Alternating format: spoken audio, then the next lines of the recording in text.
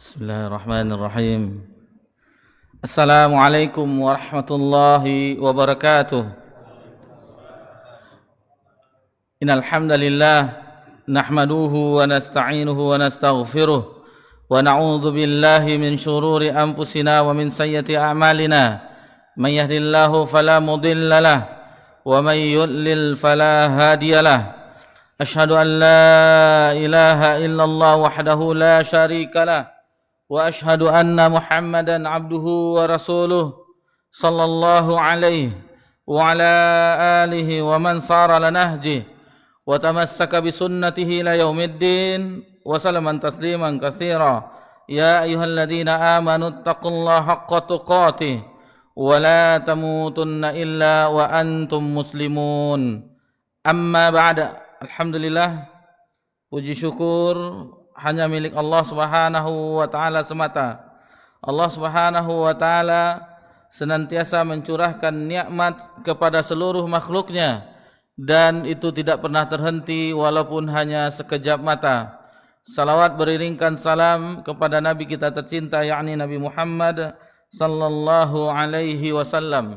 Salah satu bentuk kecintaan kita kepada Nabi sallallahu alaihi wasallam yaitu ittiba', mengikuti apa yang telah diajarkan oleh Nabi SAW. Lalu tentunya kita mengambil warisan Nabi, yakni berupa ilmu. Nabi SAW memiliki warisan dan para Nabi alaihimussalam memiliki warisan berupa ilmu. Dan ilmunya, warisan para Nabi itu adalah ilmu, bukan dinar, bukan dirham. Al-ulama warasatul anbiya. Ulama itu adalah warisan para nabi, dan nabi itu tidak meninggalkan dinaran wa dirhaman, tidak meninggalkan dinar dan dirham, akan tetapi meninggalkan ilmu.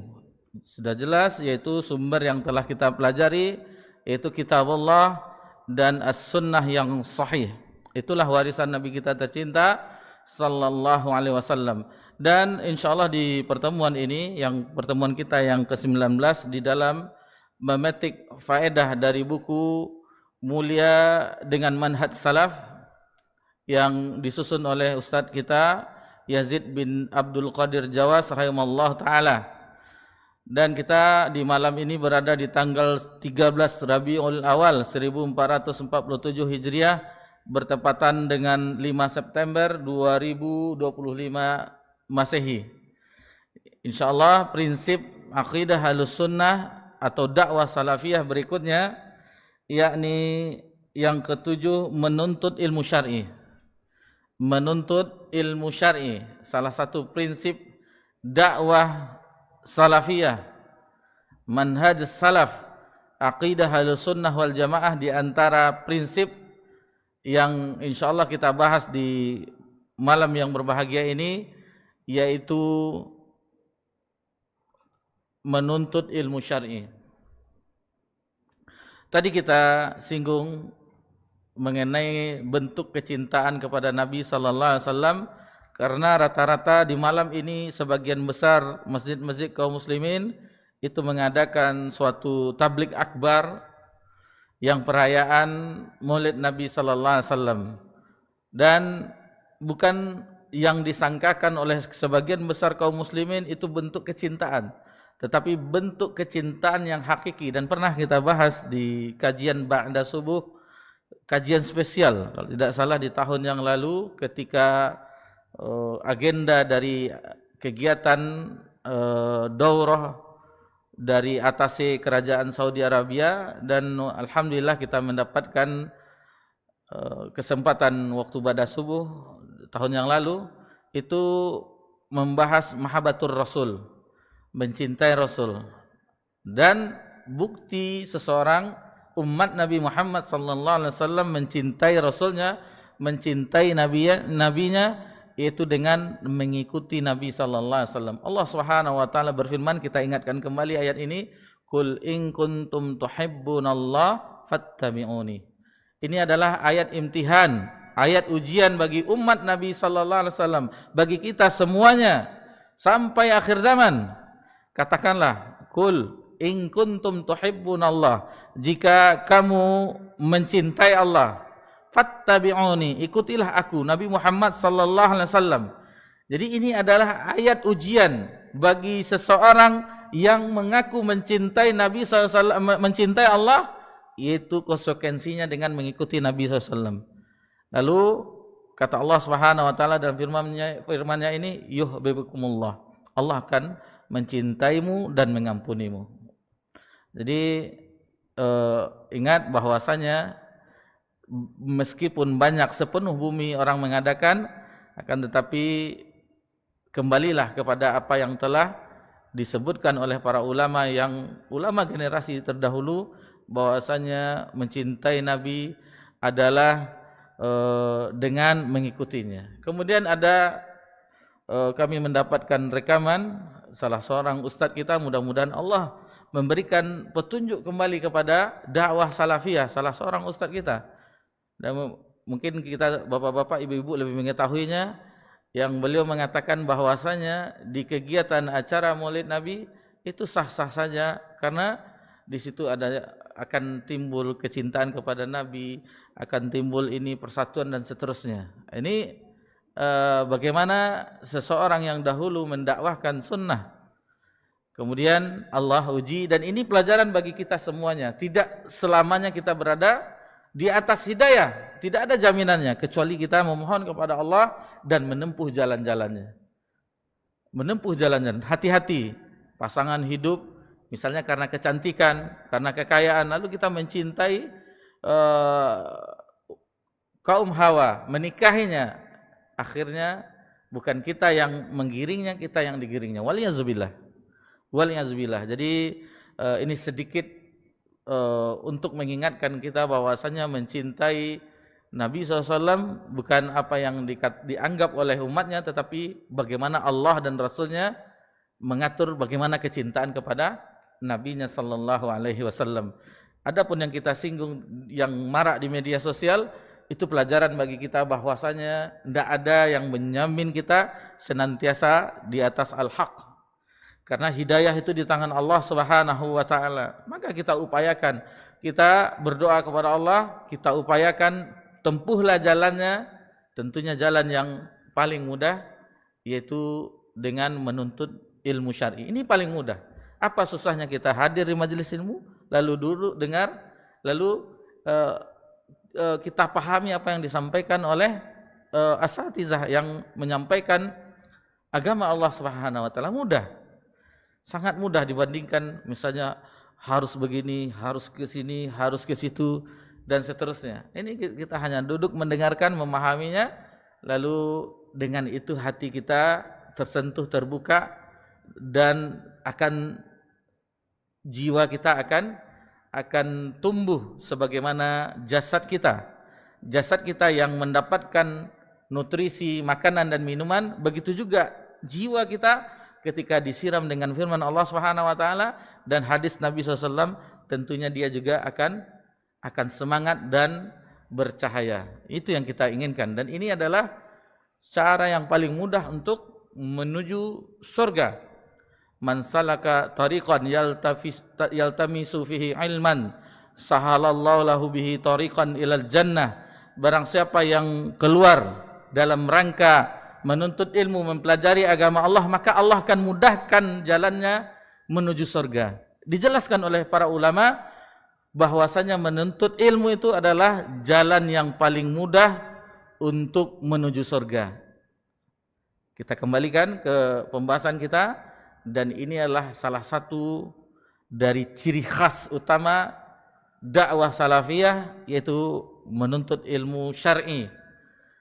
Kita katakan syar'i karena ilmu banyak di fakultas, di universitas, banyak ilmu. Kita batasi yaitu ilmu syar'i yang Allah puji dalam firman-Nya, dan Nabi sallallahu alaihi wasallam juga menyebutkan keutamaannya. Bapak-bapak, ibu-ibu, jamaah Masjid Ubay bin Ka'ab radhiyallahu anhu yang semoga diberkahi dan dirahmati oleh Allah Subhanahu wa taala. Jadi menuntut ilmu adalah salah satu asas dan dakwah dari dakwah salafiyah. Allah Subhanahu wa taala berfirman di dalam surah Ali Imran ayat 18, Syahidallahu annahu la ilaha illahu. Allah menyatakan bahwa tidak ada ilah, sesembahan yang hak, yang benar kecuali Dia, illahu. Wal malaikatu, dan malaikat-malaikatnya, wa ulul ilmi qaiman bil qist, dan begitu juga orang-orang yang menegakkan, orang yang berilmu yang menegakkan keadilan. La ilaha illa huwal azizul hakim. Allah menutup firman-Nya memberitahukan tentang akan nama-nama Allah yang maha indah dan sifat-sifat Allah yang maha tinggi, yaitu tidak ada ilah yang berhak diibadahi dengan baik dan benar melainkan Dia yang Al-Aziz wal Aziz, yang maha perkasa, Al-Hakim, dan maha bijaksana.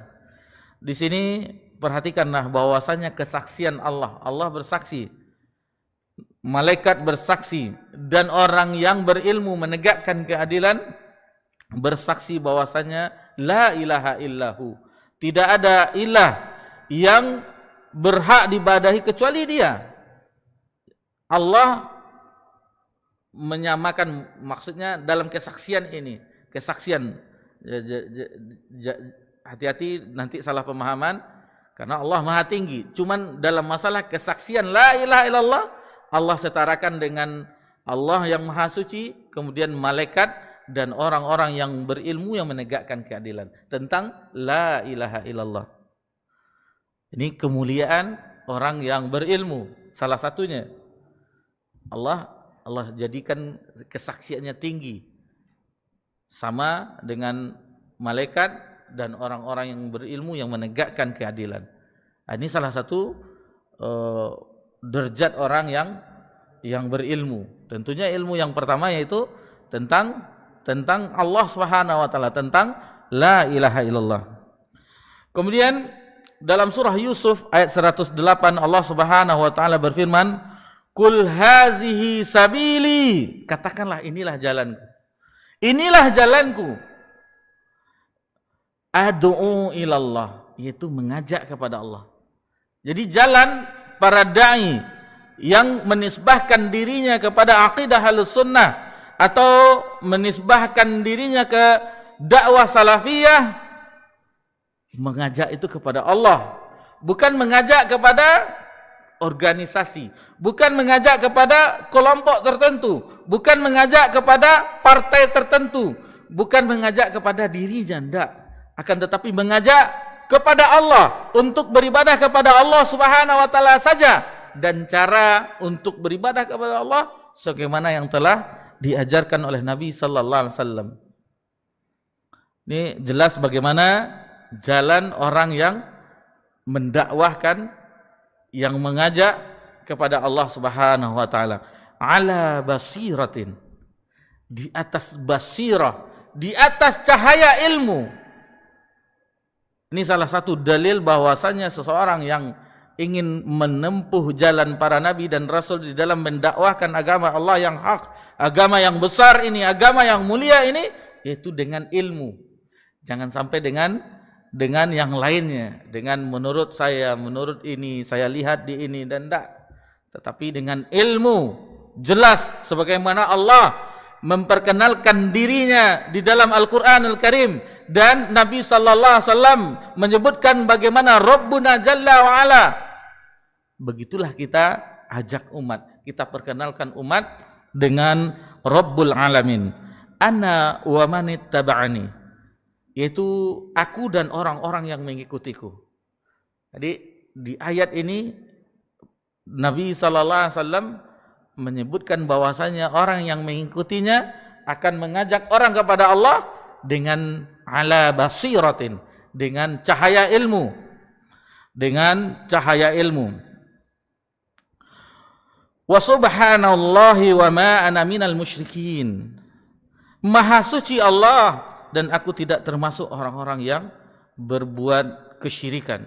Ini sanjungan terhadap Allah, dan itulah millah yang lurus. Fattabi'u millata Ibrahim hanifa wa ma kana minal musyrikin. Ikutilah millah Ibrahim yang hanif, yang lurus, yakni yang condong kepada tauhid, menjauhi kesyirikan. Wa ma kana minal musyrikin. Millah yang jelas.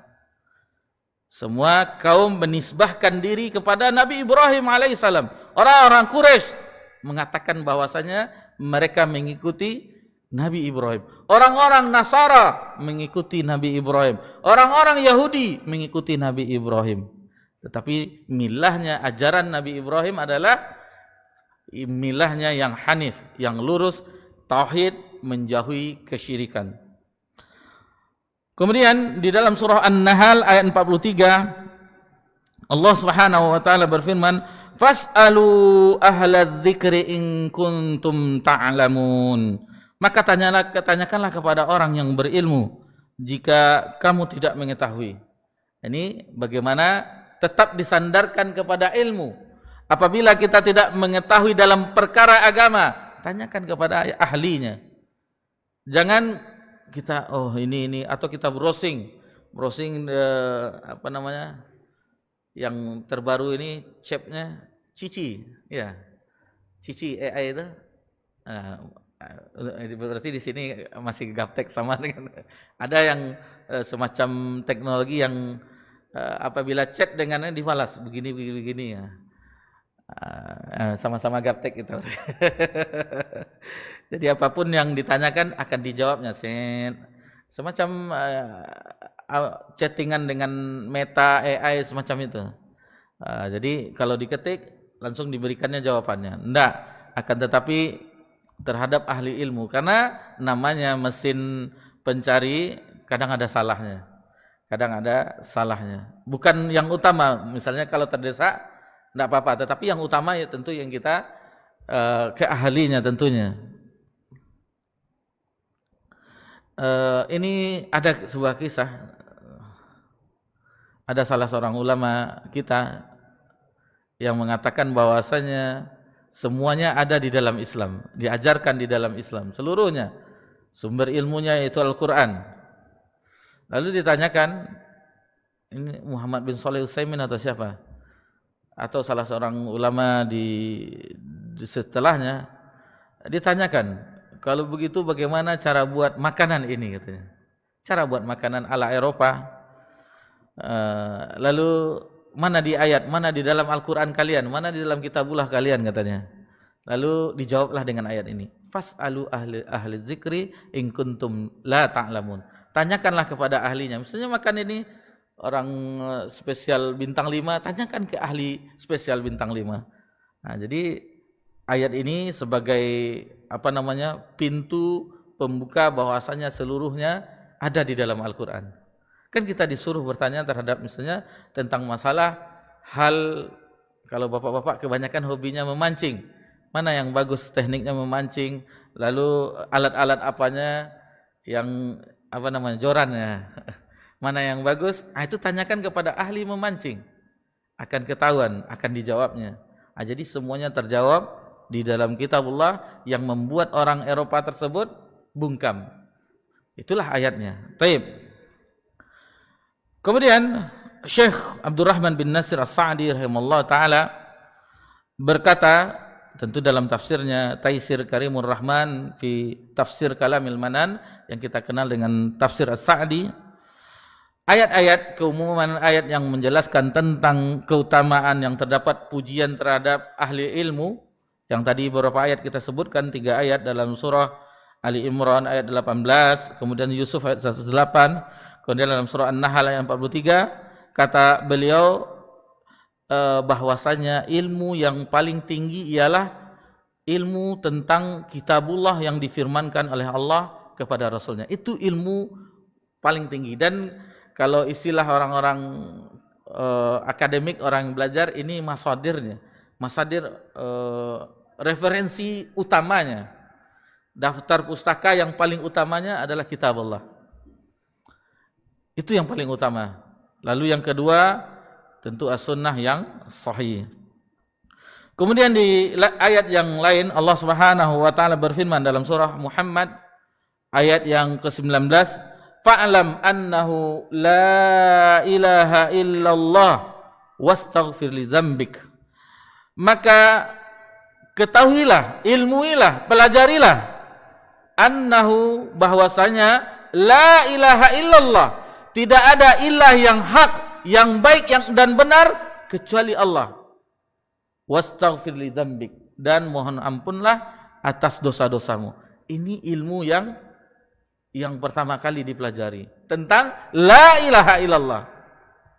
Jadi belajar akidah salaf yang pertama itu dipelajari tauhid. Ini ingat, semuanya bukan kita meremehkan suatu ilmu, enggak. Kita tarik kembali bahwasanya untuk memperdalam, untuk mengokohkan manhaj salaf, akidah seseorang yang paling utama, yang pertama kali dan senantiasa dipelajari sampai akhir hayatnya adalah ilmu tauhid. Dan sekarang sudah bergeser dengan ilmu tajwid. Ilmu tajwid, ai tahsin. Enggak. Itu pengantar awal. Kenapa para ulama tidak menyebutkan dengan memperbagus bacaan? Karena mereka masa kanak-kanak sudah hafal, umur 7 tahun, 9 tahun sudah hafal. Kita waktu kecil karena lalai. Jadi baru sekarang belajar tahsinnya. Tapi belajar sekarang naik kelas A,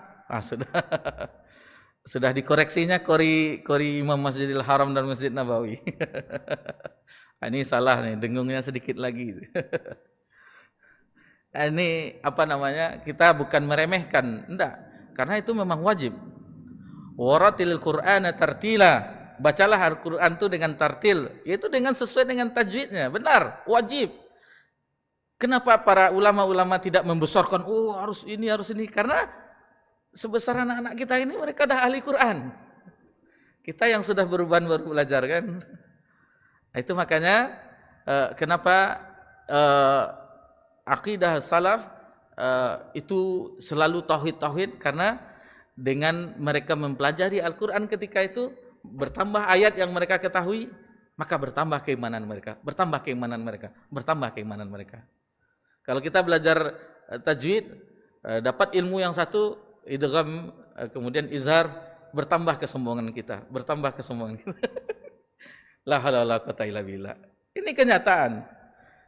Kami pribadi pernah ditanya, antum di mana belajar tahsin katanya. Ini sekedar kisah nyata. Enggak ada belajar tahsin di Pekanbaru. Lalu seolah-olah tatapannya itu agak lain gitu. Seolah-olah mungkin kok enggak belajar tahsin, sementara orang berkelompok-kelompok waktu sedang semangat, belum covid, sedang semaraknya di RJ, dia Budarda, banyak kelas-kelas tahsin. Terus ketika lanjut diskusi bercerita, karena perasaan tidak enak, akhirnya kenal dengan buku metode Imam Syafi'i. Oh iya, yang penulisnya Abu Ya'la Qurnedi.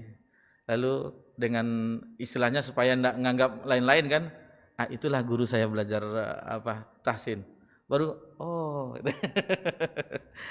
kadang-kadang kita tidak satu guru, kadang-kadang ini lain nih, ini qiraah ini qiraah ini, enggak.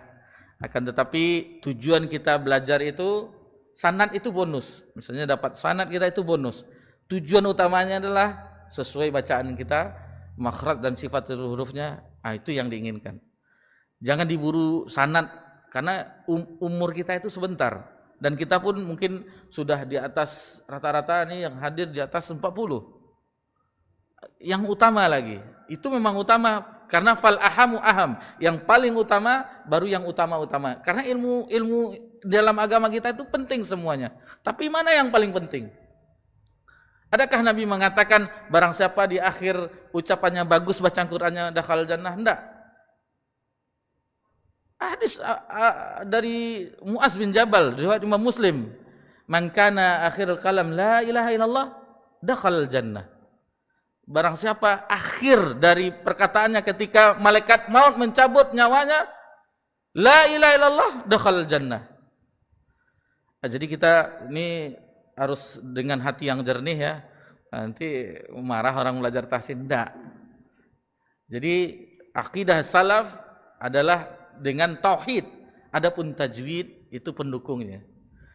Adalah pendukungnya. Dan alhamdulillah anak-anak kita sekarang sudah bagus bacaannya. Alhamdulillah mereka masih di sekolah dasar, SDIT dan seterusnya di tahfiz-tahfiz sudah banyak hafalannya. Dah kalah kita. Kalah kita, menangis. Kenapa kita menangis? Mereka sudah selesai setoran 30 juz. Kenapa enggak menangis kita? Kita seperti kami orang pasar, preman pasar, tahu saya, seburuk-buruk tempat pasar. Alhamdulillah anak selesai setorannya 30 juz. Hati siapa orang tua yang enggak menangis? Nah, itu mungkin salah satu teringat ungkapan Imam Az-Zahabi. Kata Imam Az-Zahabi, Imam Zahabi menulis biografi mulai dari Nabi SAW, para sahabat dan para ulama sampai di zaman beliau di tahun 700 Hijriahan, beliau mengatakan, saya tidak menemukan dari anak sahabat Nabi yang tidak hafal Quran. Semua anak sahabat Nabi itu hafal Quran semuanya. Itu makanya kita tarik bahwasanya kenapa Al-Quran itu tidak dielu-elukan oleh ulama-ulama yang kita seandainya kita pilih kan ada adab hamalatul Quran, tibyan ada tentang adab tentang Al-Quran, ada semuanya. Akan tetapi itu dasar. Adapun hafal ayat berikutnya itu akan menambahkan keimanan kepada Allah Subhanahu wa taala. Nah, jadi jangan salah tanggap, nanti enggak mau pula belajar tauhid aja, enggak, seluruhnya. Selagi ada kesempatan, bagus bacaan kita, kemudian itu semangat. Biasanya dahulu orang-orang di tahun 2000 ketika majelis halakoh-halakoh sebelum porak-poranda baru satu itu semangat. Dan kita pun senang melihat orang menjelang azan baca Quran, semuanya semangat, enggak tanggung-tanggung semangatnya. Cuman qadar Allah setelah Covid sudah mulai ada ya mungkin ke sini ngambil sanad dan seterusnya. Wallahu taala alam, hanya kepada Allah Subhanahu wa taala kita kadukan seluruh permasalahan kita. Baik. Kemudian dia dalam surah Fatir ayat 28 Allah Subhanahu wa taala berfirman, innama yakhsyallaha min ibadihil ulama. Di antara hamba-hamba Allah yang hanya takut kepadanya adalah para ulama, orang berilmu. Hanya orang yang berilmu. Imam Ahmad bin Hanbal rahimahullah mengatakan usul dari ilmu, pokok dari ilmu adalah khasyatullah, rasa takut kepada Allah. Jadi barang siapa yang di dalam hatinya, dalam hati kita masing-masing itu ada rasa takut kepada Allah, berbahagialah. Ilmu yang kita pelajari itu sudah membekas dalam jiwa kita. Tapi kalau tidak ada, di Masjid Ubay bin Ka'ab menjadi orang yang bertakwa. Kemudian pulang ke rumah, tidak ada lagi. Sudah dengan HP-nya hilang takwanya. Assalamualaikum, diketuk pintu rumah, dibukanya pula pakaian ketakwaannya, ditaruhnya. Enggak, takwa itu di mana berada, baik itu secara terang-terangan dan secara sembunyi-sembunyi, secara sendiri-sendiri. Pakaian takwa tetap kita pakai dimanapun kita. Ittaqillaha haitsuma kunta, bertakwalah kamu kepada Allah dimanapun kamu berada, kata Nabi SAW. Al-Hafiz Ibnu Katsir dalam tafsir Al-Quranul Azim yang kita kenal dengan tafsir Ibnu Katsir, maksudnya kata Al-Hafiz Ibnu Katsir, sesungguhnya orang-orang yang takut kepada Allah Subhanahu wa taala dengan sebenar-benarnya adalah para ulama yang mengenal Allah Subhanahu wa taala. Itu dia yang mengenal Allah, ma'rifatullah.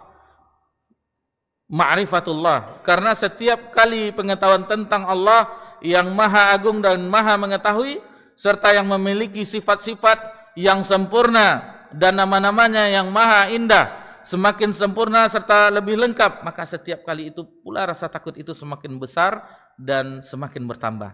Itu dia. Semakin kita mempelajari Al-Quranul Karim, begitu juga dengan tafsirnya, begitu juga dengan bagaimana Nabi SAW mengetahui, memberitahu umatnya, kita semuanya tentang Allah Subhanahu wa taala, semakin bertambah. Semakin bertambah keimanan, tentu semakin bertambah rasa takut kepada Allah Subhanahu wa taala. Itu dia bekas dari ilmu yang dipelajari. Itulah ilmu yang bermanfaat, ilmu nafi' yang Nabi SAW senantiasa meminta setiap pagi, dan ini termasuk zikir pagi dan petang. Allahumma inni as'aluka ilman nafi'a wa rizqan thayyiba wa amalan mutaqabbala. Sudah azan. Baik, karena waktu Isya telah masuk, kita dengar azan Isya dulu. Fadhal muadzin.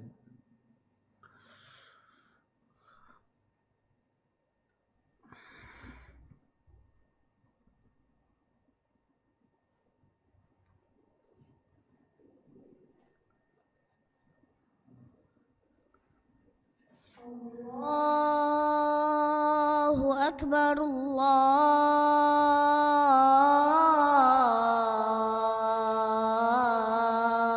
Allahu Akbar, Allahu Akbar,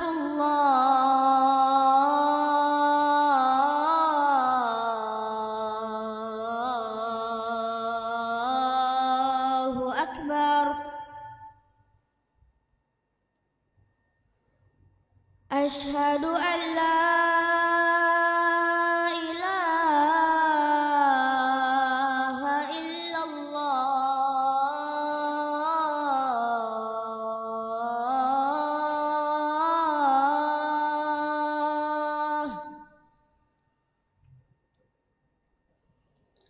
Asyhadu an la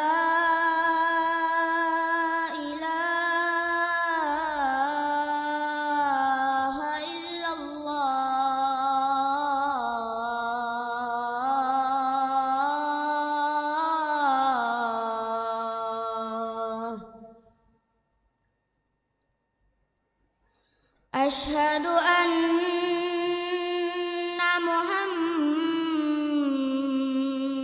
Rasulullah.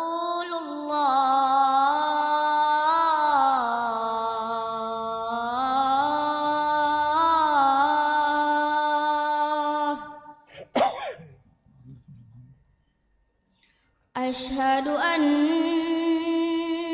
Muhammadar Rasulullah.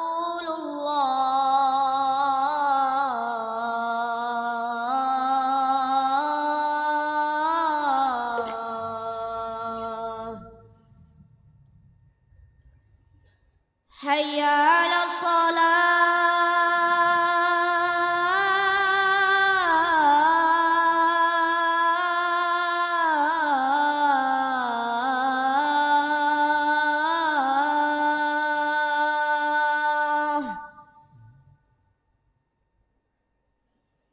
Hayya 'alas salah.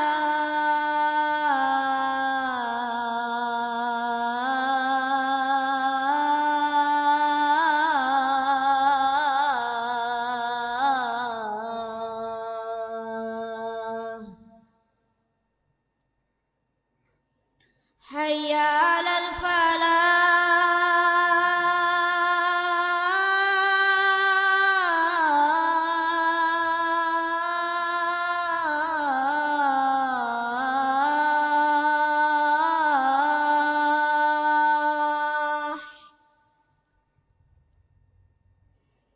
Hayya 'alal falah.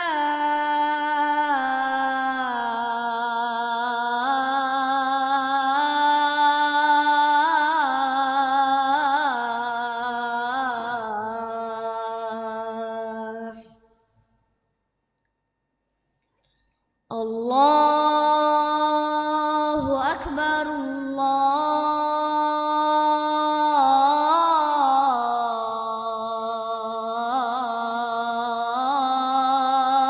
Akbar. La ilaha illallah.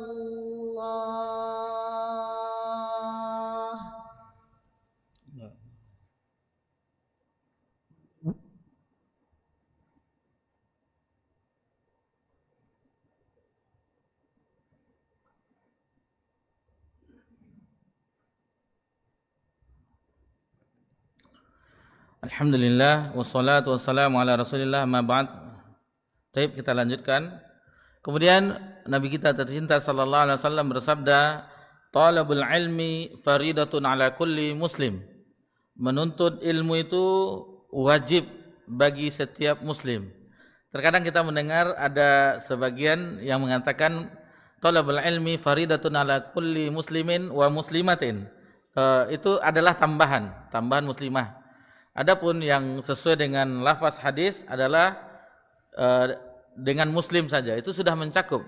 Karena kalau ada sesuatu di dalam agama yang itu bentuknya laki-laki, misalnya muslim, itu sudah mencakup perempuan. Nah, jadi kadang ada ditambah orang kulli muslimin wa muslimah. Enggak, di dalam hadis lafaznya talabul ilmi faridatun ala kulli muslim. Kalau kita cek di kitab hadis, itulah yang disebutkan. Tidak ada tambahan wa muslimahnya. Tapi kalau kita sebutkan, misalnya kita menyampaikan hadis talabul ilmi faridatun ala kulli muslimin wa muslimah. Nah, kita tambahkan yang muslimah ini tambahannya, supaya yang kaum perempuan ummahat juga semangat belajar, tetapi lafaz yang sebenarnya sampai muslim saja. Jadi ilmu yang dimaksud ada beberapa ayat tadi kita sebutkan dan hadis tadi yang kita sebutkan, yaitu tentunya ilmu syar'i. Ilmu syar'i yang diturunkan oleh Allah Subhanahu wa taala kepada rasulnya, kepada utusannya, dan utusannya yang di akhir zaman adalah Nabi Muhammad sallallahu alaihi wasallam. Itulah yang ilmu yang dimaksud, yang dipuji di dalam Al-Qur'an, dan Nabi SAW menyebutkannya. Karena tidak semuanya ilmu itu yang mulia. Karena ada juga ilmu yang haram untuk dipelajari, seperti ilmu perdukunan, ilmu sihir, ilmu ini itu haram, tidak boleh. Bahkan jelas konsensusnya, barang siapa yang mempelajari ilmu sihir kemudian diketahui itu pendapat ulama yang kuat, hukumannya dibunuh. Karena sihir itu bisa memisahkan antara suami dan istri. Akan bisa membuat mudarat kepada orang dengan bantuan jin. Bersekutu dengan jin, tidak boleh. Ilmu menipu dan seterusnya tidak boleh. Jadi ada ilmu itu yang wajib, ada yang haram dipelajari, dan ada yang boleh-boleh saja. Dan bahkan sebagian ilmu yang itu hukumnya mubah menjadi wajib apabila tidak ada yang mempelajarinya dan bermanfaat bagi umat. Seperti ilmu kedokteran misalnya, atau ilmu untuk bangunan sipil, teknik sipil yang bermanfaat bagi umat untuk membangun negerinya, itu fardunya tentunya fardu ain, fardu kifayah. Apabila sudah ada yang mempelajarinya, yang lainnya gugur. Adapun ilmu agama itu fardu ain, tentunya bukan seluruhnya. Yang fardu ain yang mempelajari ilmu agama, pertama rukun Islam, kemudian rukun iman. Nanti belajar faraid juga enggak. Faraid itu termasuk ilmu fardu kifayah, dan yang lain-lainnya seperti dakwah itu fardu kifayah.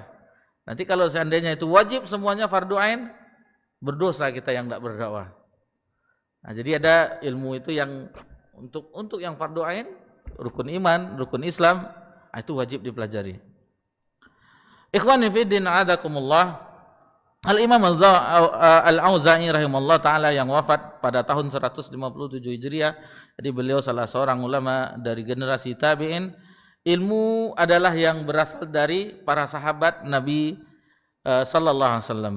Adapun ilmu yang bukan dari para sahabat, itu bukanlah ilmu. Kemudian Syekhul Islam Ibnu Taimiyah yang wafat tahun 728 Hijriah mengatakan, ilmu adalah apa yang dibangunnya di atas dalil. Nah, itu dia ilmu. Dan ilmu yang bermanfaat adalah ilmu yang dibawa oleh Rasulullah SAW.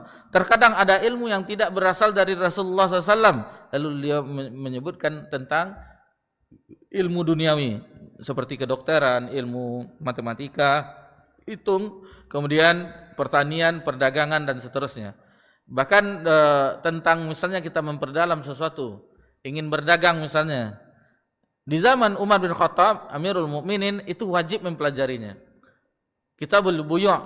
Di zaman Umar, apabila seorang pedagang belum belajar tentang fikih perdagangan muamalah tidak boleh masuk pasar. Karena kata Umar akan mudah terjerumus kepada perbuatan riba. Karena sedikit saja. Ayatnya pun sama, wa halallahu bai'a wa harramar riba. Allah menghalalkan jual beli dan mengharamkan riba. Sama-sama mendapatkan keuntungan, kelebihan. Jual beli transaksinya jelas.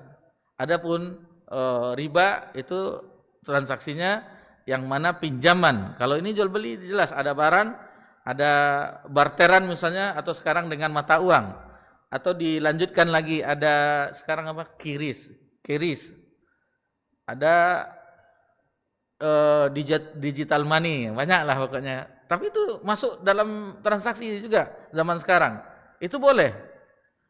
Adapun riba, setiap pinjaman yang mendatangkan kelebihan itu riba. Misalnya yang banyak yang terjadi, seseorang minjam 100.000 dipulangkan 110.000 misalnya. Ini contohnya. Tidak boleh. Walaupun persennya 0,000 sekian persen, tetap riba, tidak boleh. Karena di dalam Islam minjam yang minjam itu masuk muamalah menolong saudara.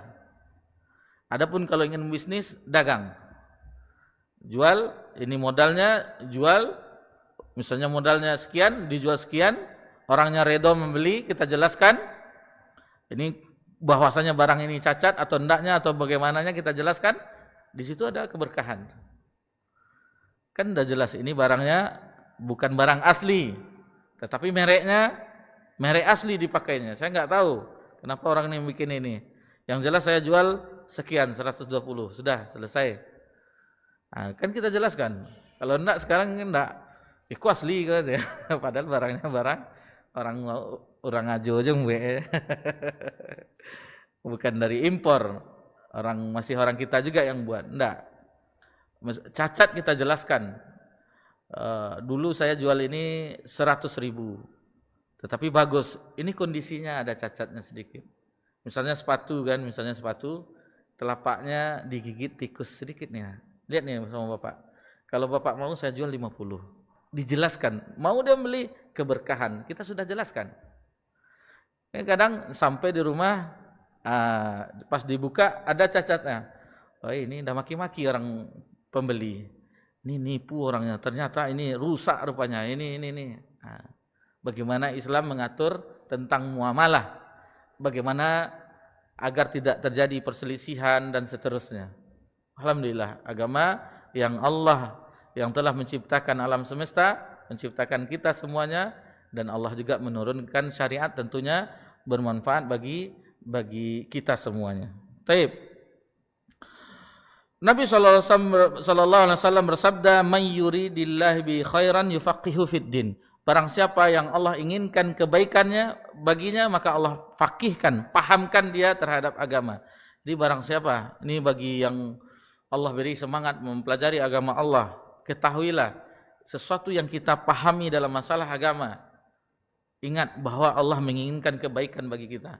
Kemudian kita malas, tidak mau belajar sama sekali, ketahuilah Allah tidak inginkan kebaikan bagi kita. Kemudian lanjutan hadis ini, wa innama ana qasimun wallahu yu'ti. Jadi dia, maksudnya Allah akan menjadikannya paham tentang agamanya, sesungguhnya aku hanyalah membagikan, kata Nabi. Wa innama ana qasim wallahu yu'ti, dan Allah lah yang memberi. Ini jelaslah bagi kita, Nabi hanya menyampaikan. Adapun hidayah taufik itu milik Allah. Hidayah itu taufik, hidayah irsyad. Hidayah taufik itu milik Allah. Adapun hidayah irsyad atau bayan itu dari Nabi SAW dan para dai yang mengajak. Hanya menjelaskan. Adapun hidayah hati, petunjuk itu milik Allah Subhanahu wa taala. Walan tazalu hazil ummah qaimatan ala amrillah. Kata Nabi SAW, dan umat ini akan senantiasa tegak di atas perintah Allah. La yadurruhum man khalafahum hatta ya'tiya amrullah. Dan tidak membahayakan mereka, orang-orang yang menyelisih mereka, hingga datangnya keputusan Allah. Maksudnya datangnya hari kiamat. Dalam prinsip dakwah salafiyah, menuntut adalah menuntut ilmu, maksudnya syar'i itu kewajiban seumur hidup. Seumur hidup. Meskipun telah selesai S1, S2, S3, profesor, tidak ada berhentinya. Tidak ada di dalam dakwah salafiyah itu sudah tamat, terus tidak belajar lagi. Sudah selesai pondok, terus tidak belajar lagi. Tidak. Menuntut ilmu itu sampai wafat. Kan Imam Ahmad ibn Hanbal berlari-lari dari satu majelis ke majelis lain. Padahal sudah berputih jenggotnya. Lari-lari ke satu majelis, pindah satu majelis. Sampai kapan wahai imam? Kata Imam Ahmad bin Hanbal, ma'al mahbarah ilal maqbarah. Bersama tinta sampai ke kuburan. Maksudnya dahulu pelajar itu bawa tinta, karena tulisan tinta yang colok itu kan, tek dicolok. Bersama tinta sampai kuburan. Itu baru selesai Imam Ahmad belajar. Dan ungkapan beliau, kapan istirahat wahai imam? Istirahat kita apabila tumit ini telah menginjakkan kaki di surga, baru istirahat. Kalau kita kan enggak pulang kajian dari Ubay, istirahat, dah capek. Ustadz Rahmat tuh lama pula tuh biasanya. Astagfirullah. Taib. Dan apabila seseorang itu paham Al-Quran dan Sunnah, maka ia wajib berdakwah. Ini kewajiban dalam berdakwah. Ilmu itu tidak sampai di hati kita saja, di dada kita saja, juga didakwahkan, terutama tentunya keluarga, anak istri, orang tua yang masih memiliki orang tua, adik, kakak, harus didakwahkan. Lihatlah bagaimana Abu Bakar As-Siddiq ketika mendapatkan cahaya Islam, iman tumbuh dalam hatinya, tidak sampai di Abu Bakar, didakwahkannya ke teman-temannya. Utsman bin Affan, Abdurrahman bin Auf, Sa'id bin Abi Waqqas, itu dakwah hampir dari 10 sahabat yang dijamin masuk surga itu berkat dakwah Abu Bakar As-Siddiq. Tidak diam setelah kita harus, dan sekarang sudah banyak media untuk dakwah. Alhamdulillah, grup-grup itu bisa di-share. Itu dalam rangka dakwah. Walaupun orang tidak kasih like, tidak kasih apa, yang penting kita sampaikan kebenaran. Jadi ini kedudukan setelah belajar, mengamalkan, ini dakwah. Ini salah satu prinsip dakwah salafiyah. Karena dakwah itu adalah jalan yang ditempuh oleh para nabi dan rasul. Tidak ada nabi dan rasul itu menyimpan satu kebaikan, tahu-tahunya tidak disampaikan. Tidak seluruhnya. Sampai Nabi SAW di Haji Wada, ketika Haji Wada, Nabi SAW menanyakan kepada para sahabat bahwasanya, bukankah telah disampaikan seluruhnya, kata Nabi? Nabi ulang lagi. Lalu kata Nabi ketika itu, waktu itu di Arafah. Di Arafah, khutbah Arafah, lalu Nabi menunjuk, Allahumma syhad, Allahumma syhad, Allahumma syhad. Ya Allah saksikanlah, ya Allah saksikanlah, ya Allah saksikan. Bahwasanya Nabi telah menyampaikan risalah dari Allah Subhanahu wa taala. Haji Wada, haji yang terakhir, karena tidak berapa lama, sekitar itu bulan Zulhijjah, Rabiul Awal juga Nabi SAW, sekitar lebih kurang 3 bulan berikutnya Allah wafatkan Nabi SAW. Ayatnya dalam surah Fussilat ayat 33, "Wa man ahsanu qawlan mimman da'a ilallah." Dan siapakah yang lebih baik perkataannya daripada orang yang menyeru kepada Allah?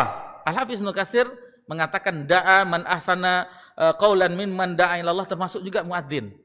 Bukankah muadzin itu mengajak hayya 'alas shalah, hayya 'alal falah? Di mana anak kita, barakallahu fik. Suaranya juga indah. Alhamdulillah, mudah-mudahan dijaga itu. Muadzin itu juga perkataan, mana perkataan yang lebih indah daripada itu? Mengajak untuk salat. Jadi bukan hanya untuk dai saja, itu muadzin juga termasuk, kata Al-Hafiz Ibnu Katsir dalam tafsirnya. Wa amila shalihan wa qala innani minal muslimin, dan mengerjakan kebajikan dan berkata, sungguh aku termasuk orang-orang yang berserah diri kepada Allah, orang muslim. Kemudian Nabi SAW bersabda, man da'a ila huda kana lahu min ajri mithlu ujur man tabi'ahu la yanqusu dzalika min ujurihim syai'a. Barang siapa mengajak manusia kepada petunjuk, maka baginya pahala seperti orang yang mengikutinya tanpa mengurangi pahala mereka sedikit pun. Man dalla ala khairin falahu mithlu ajri fa'ilih. Barang siapa menunjukkan manusia kepada kebaikan, maka ia memperoleh pahala seperti pahala orang yang melakukannya.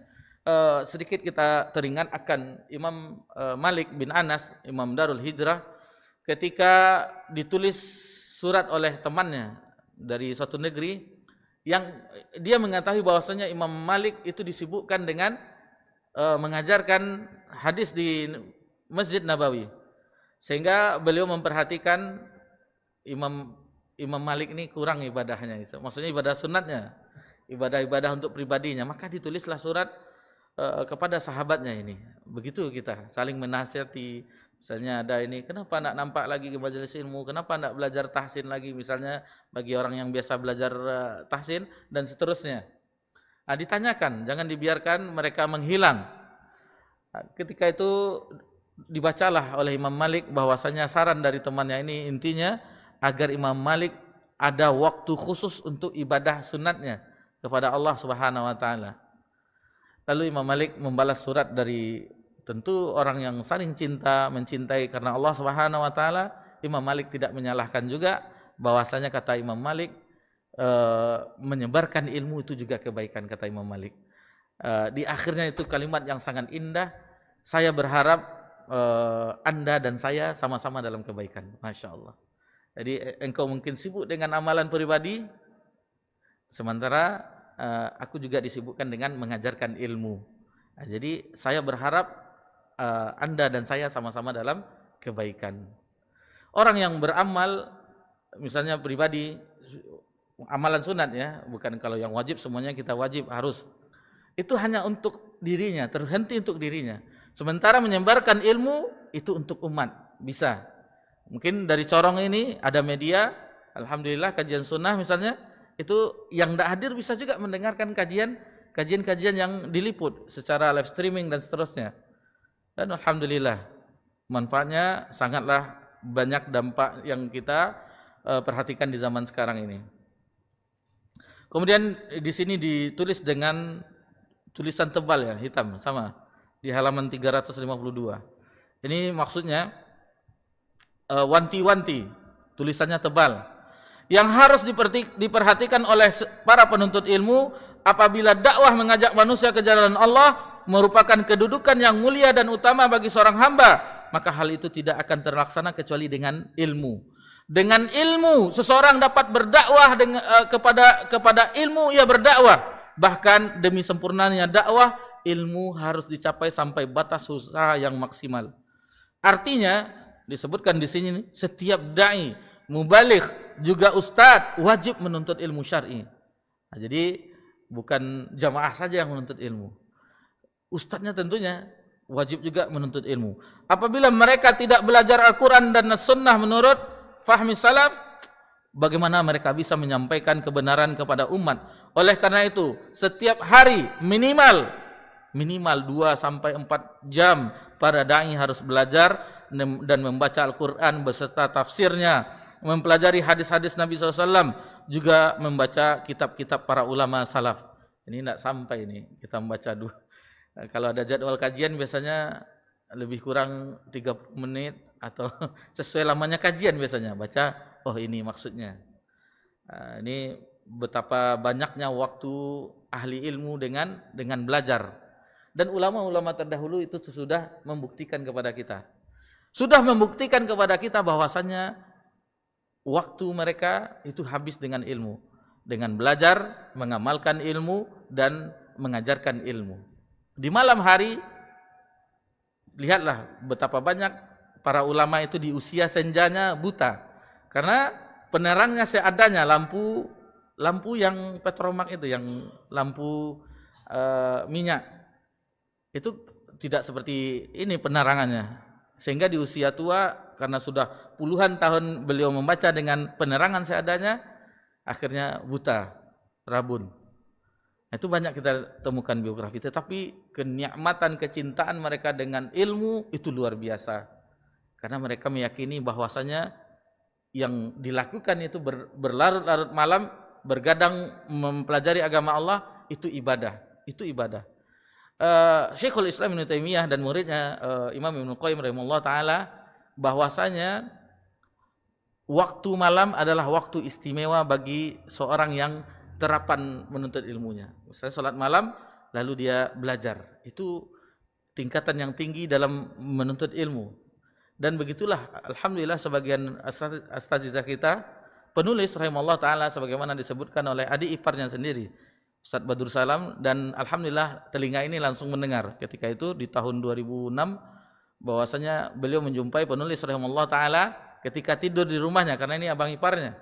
Tidur di rumahnya, sebelum tidur dilihatnya penulis rahimahullah taala itu sedang membaca. Dan di tengah malam beliau ingin buang air kecil. Biasa kita buang air kecil kalau tidur. Dilihatnya abang iparnya masih membaca juga. Itu sudah berapa jam itu? Alhamdulillah, mudah-mudahan Allah balas kebaikan beliau. Tentunya amal-amal beliau, ilmu beliau menjadi ilmu yang bermanfaat. Dan begitulah yang disarankan. Dan di bukunya, salah satu buku tentang menuntut ilmu jalan menuju surga, itu juga disebutkan ini. Tentang kita harus membaca Al-Quran, tafsirnya, sabda Nabi SAW, dan kitab-kitab para ulama. Bukan sampai di situ saja, mengikuti daurah-daurah ilmiah.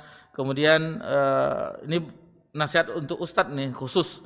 Kemudian menghadiri daurah-daurah masyayikh yang datang ke negeri ini, mendengarkan audio, video yang sekarang sudah ada. Nah, maka wajib bagi seorang dai itu mengambil istifadah, mengambil manfaat dari rekaman-rekaman tersebut. Dan sekarang sudah juga ada live juga, alhamdulillah. Berdakwah mengajak manusia kepada Islam yang benar, yaitu mengajak manusia cara beragama yang benar, baik tentang akidah, manhaj, ibadah, akhlak, dan yang lainnya menurut pemahaman salafus saleh. Dakwah ini harus terpenuhi 3 syarat. Ini 3 syarat. Yang pertama, salamatul mu'taqad, yaitu selamatnya akidah. Selamat akidah, jelas akidahnya, yaitu akidah Ahlussunnah wal Jamaah, akidahnya Nabi sallallahu alaihi wasallam. La aqidatan illa aqidatuhu. Ingat, Abu Imran ingat tuh, baru kemarin belajar di akidah Tahawiyah. Tidak ada akidah kecuali akidahnya, akidah Nabi sallallahu alaihi wasallam. La syari'ata illa syari'atahu. Tidak ada syariat kecuali syariatnya. La tariqata illa tariqatahu. Tidak ada jalan kecuali jalannya. Jadi di situ dijelaskan oleh pensyarahnya, yakni Ibnu Abil Izzi Al-Hanafi rahimahullah taala, bahwasanya telah kita ketahui bahwasanya jalan itu adalah jalan Nabi SAW. Syariat itu adalah syariat Nabi Muhammad SAW. Akidah itu adalah akidah Nabi Muhammad SAW. Seluruhnya harus. Jadi katanya kalau kita sudah mengetahui akidah yang hak, yang satu-satunya yang wajib kita ikuti secara mutlak, yaitu Nabi Muhammad sallallahu alaihi wasallam. Kedua, salamatul manhaj. Manhajnya yang benar. Ini orang terkadang sekarang sudah menyepelekan sedikit manhaj. Karena manhaj itulah cara beragama. Siapa lagi yang kita tiru selain mereka generasi awal? Tidak mungkin, kita sudah jelaskan, tidak mungkin orang berada di zaman sekarang ini lebih paham tentang bagaimana cara beragama dibandingkan yang langsung ditarbiyah oleh Nabi SAW. Tidak mungkin. Tidak mungkin kita lebih mengetahui cara beragama yang lebih benar daripada Abu Bakar. Tidak mungkin. Tidak mungkin, mustahil. Mustahil. Kemudian yang ketiga, salamatul amal, yaitu selamatnya amalnya, yakni tentu amalnya yaitu ikhlas karena Allah Subhanahu wa taala dan mengikuti apa yang telah dicontohkan oleh Nabi sallallahu alaihi wasallam. Itu 3 syarat itu. Apabila itulah selamat akidahnya, selamat manhajnya, dan selamat amalnya, maka seseorang itu bisa untuk berdakwah di jalan Allah Subhanahu wa taala. Kita cukupkan pembahasan kita di poin yang ke-7 dalam prinsip akidah dakwah salafiyah, prinsip-prinsip dakwah salafiyah, dan mudah-mudahan itu memicu kembali semangat kita. Bahwasanya kita itu belajar bukan hanya santai-santai ndak. Imam Syafi'i rahimahullah taala pernah berkata, salah satu kata mutiaranya, barang siapa yang tidak pernah merasakan pahitnya, hinanya dalam mempelajari agama ini, menuntut ilmu, maka Allah akan memberikan kehinaan dengan kejahilan, kebodohan sampai akhir hayatnya. Kehinaan dalam kejahilan sampai akhir hayat apabila tidak merasakan kenikmatan dalam menuntut ilmu agama.